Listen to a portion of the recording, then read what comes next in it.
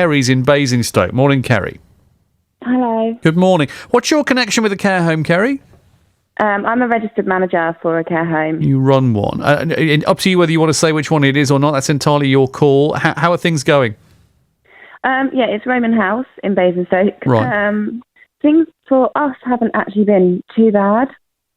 It's just a very scary sort of, I don't know, it's a time where you don't really know what's going to happen. So, do you have any coronavirus there yet? We don't know. We haven't had any confirmed cases actually throughout the whole of our company, which is nationwide. Right. We haven't had any confirmed cases. And how different is life in the care home from normal? What kind of steps are you having to take to try and keep everyone safe, Kerry? So the home that I manage is learning and physical disability. So we have a couple of people there who are very independent, will take themselves off into town, to the cinema and things like that. And for them, they're the ones who are mostly affected because they can't do that. And when you've got people with learning disabilities, routine is key.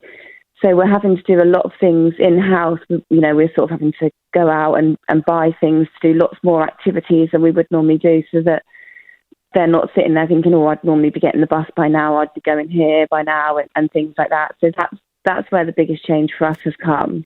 Right. Are people still allowed visitors in the normal way?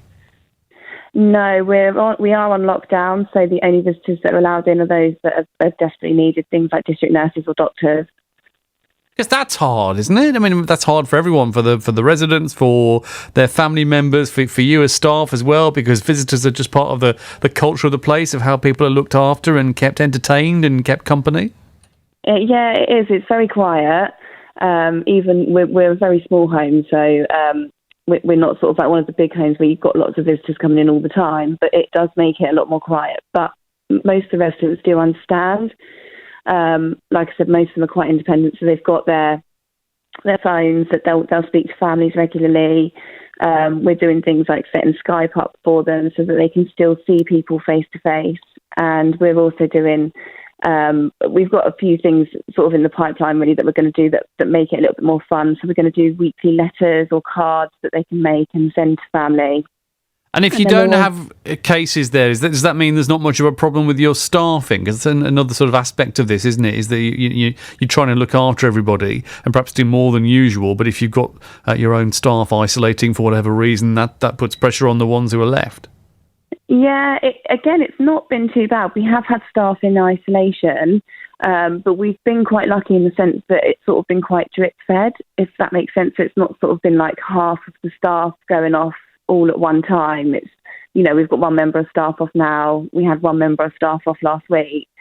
I think, again, the hardest thing from being a registered manager is you tend to know that you'll have staff that will kind of be a little bit of a martyr, that will go, oh, do you know what, I feel a little bit under the weather, but it's probably just a bit of hay fever or it's a cold and I'll go in. And that's where we've had to kind of sit down and go, you need to be serious and you need to tell us what the symptoms are.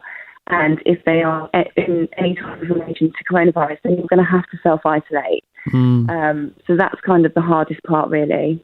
Getting people to work against type. It sounds like things are going well, Kerry. I really appreciate you coming on the programme and talking to me. Thanks ever so much.